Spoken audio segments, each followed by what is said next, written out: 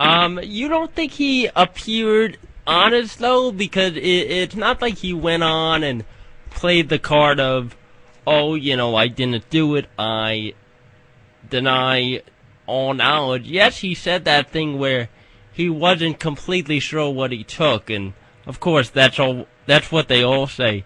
But you don't think he appeared at least sincere with his apology when he told Peter Gammon, that he made a mistake and he was a young kid and he regrets it? No, in fact, I wrote a column in Newsday that night that appeared, the next day. I guess Tuesday. It seems like it was a week ago, but it was only 2 days ago. I don't think he has a sincere bone in his body, first of all. So I don't think he can appear sincere any more than someone who's 5 feet tall can be 6 feet tall. He is not a sincere person. So he was coached. He came in with his talking points. Mentioned the word naive a bunch of times. I'm sure that's what Boris and the other handlers told him. Say you were sorry. But I think he was dishonest when when Peter Gammons asked him what he took. He said he didn't know. That's laughable. That's ludicrous. Of course, he knew what he was taking. They asked him, so you took steroids. Peter asked him, so you take steroids from 01 to 03, and he said that's pretty accurate. Okay, let me ask you something. If you did something for a certain period of time, and then you stopped it, and he said he had an epiphany. He stopped. He's so proud that he's clean now. And someone says, okay, so just to clarify, 2001 to 2003, you'd say yes. You'd say that's true. You'd say absolutely. You would not say that's pretty accurate. Saying that's pretty accurate means that it is in fact not accurate at all. So we may be finding out some more revelations about A-Rod. Now that the door is open, other people are going to try and find out, well, was he taking it when he was in Seattle? Did he take it when he was with the Yankees? Is he still taking it? All those things are still out there. So I don't think he was honest. I mean, maybe you guys feel differently. But like I said, I'm around him more, interviewing him, trying to interview him. Many times he doesn't even want to be interviewed. Watching interviews that he gives, because that's my profession, to follow what he's doing and what other baseball players are doing. So, as I said before, to the general public, perhaps he did come off as honest. But, with the tough questions, and there weren't many tough questions, when he had to veer from his talking points, when he had to give specific answers, he was not, in my opinion, he was not honest. Anthony, as I'm one of many people who are probably already sick of hearing about this, what do you think this does to affect the Yankee season and affect Alex Rodriguez, the baseball player, rather than Alex Rodriguez, the man or the person that we like to talk about? In terms of statistics in this season, what do you see from Alex Rodriguez? Does this distract him? Does it motivate him? Probably motivate more than anything else. I mean, there's a certain character of athlete, a certain type of athlete who will rise to the occasion when they're being booed, especially on the road. I think it's harder for players when they're being booed in their home ballpark. But he's had some big home runs in Boston. He's had some big games at other places. So he hasn't had the success in the postseason, but we all know about that. So I think it will motivate him. I think he'll be focused because he'll want to prove that the quote-unquote clean Alex can still put up big numbers. I don't think it'll do anything to the Yankees. I think they have dealt with these distractions every season, and what it comes down to with the Yankees is, are they good enough? Do they have enough pitching? Will their older players stay healthy? It really doesn't have anything to do with. I'm not a big believer in clubhouse chemistry and all that. I think clubhouse chemistry happens after you win, and people say, "Wow, we had great chemistry." But if a ball bounces a different way and you don't win, well, then does that mean you didn't have as good chemistry in the clubhouse? So I don't think it'll have any effect. I don't think it'll have a positive effect on the team. I don't think they're going to rally around him because most of them probably don't care. First of all, and the ones who've been around really don't care for him that much, like Derek Jeter, for example, even though he would never admit that. So. Yeah, I mean, I don't think it'll have. I think what'll have an effect on the Yankee season is if CC Sabathia and AJ Burnett and Shin-Ming Wong and Jabba Chamberlain and Andy Pettitte and Mariano Rivera pitch well.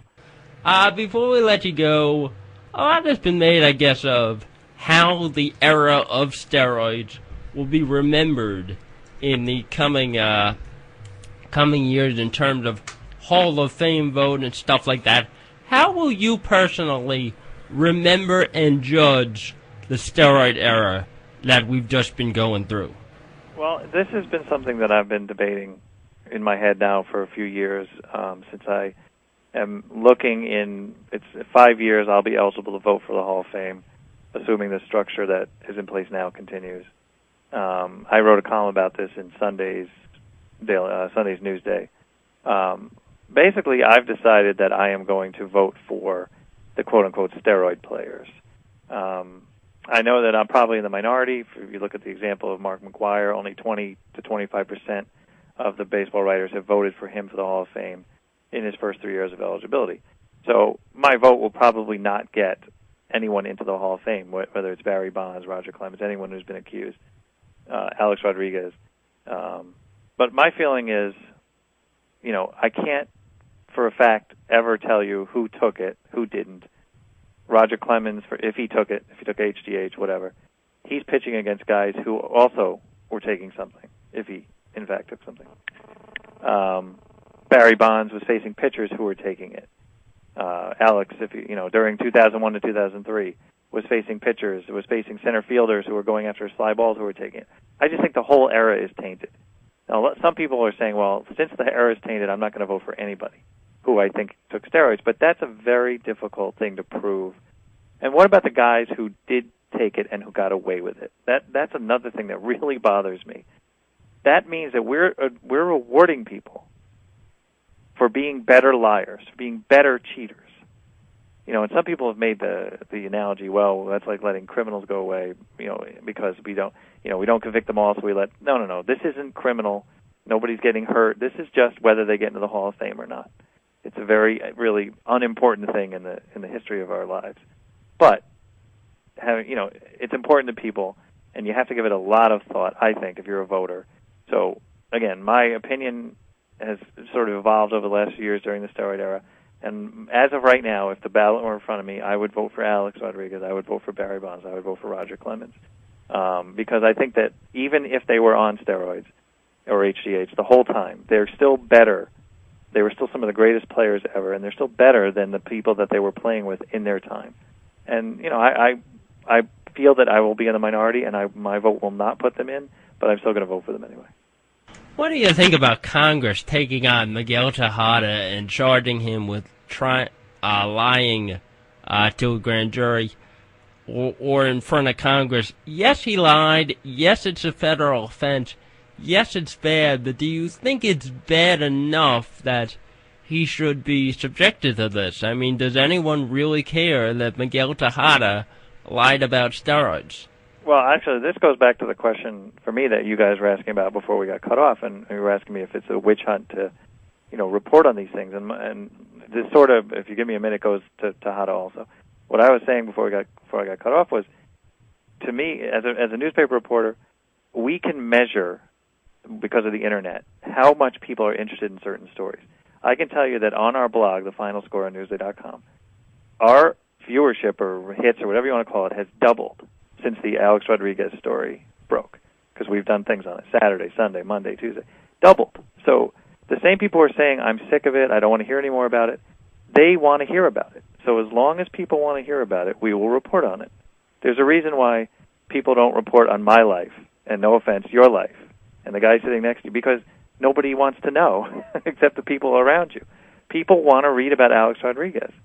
Is that right? Is that wrong? I don't care. My job depends on getting people the information that they want to read about. So, and we can now measure that. It's not, it's like 20 years ago we were just guessing. Maybe newspapers would do surveys, but those are still just guesses. But now it's measurable. I can tell you, our blog, it's doubled. Twice as many people click on our thing because Alex Rodriguez admitted to using steroids. So, to wrap that into Miguel Tejada, I feel the exact opposite, that this is a witch hunt, what's going on with Clemens, Tejada. How many people do you think get called into a congressional committee, which is what Tejada did, get asked if they're doing something bad and say, yes, I'm doing something bad? Everybody would lie in that situation. Everybody would either take the fifth, bring a lawyer, lie. So the fact that they're prosecuting Miguel Tejada, the fact that your tax dollars and mine are going to prosecute a baseball player for lying about whether he was doing something bad. Let me tell you something. It's like lying about sex. It's like lying about, whatever. Of course you're going to lie about it. It's not a crime. To me, it shouldn't even be considered a crime. Clemens should not be prosecuted. Bonds, should not be prosecuted for perjury. This is ridiculous. It's a waste of time and money.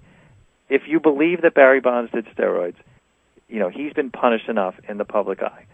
Roger Clemens, if you believe he did HGH, he's not going to Hall of Fame, no matter if I vote for him or not. He's not going. That's his punishment. Putting him on trial, it's a waste of our taxpayer dollars. It's an absolute waste of everybody's time. All right, Anthony Rieber from Newsday. Anthony, thanks so much for joining us. We'll have you back on again.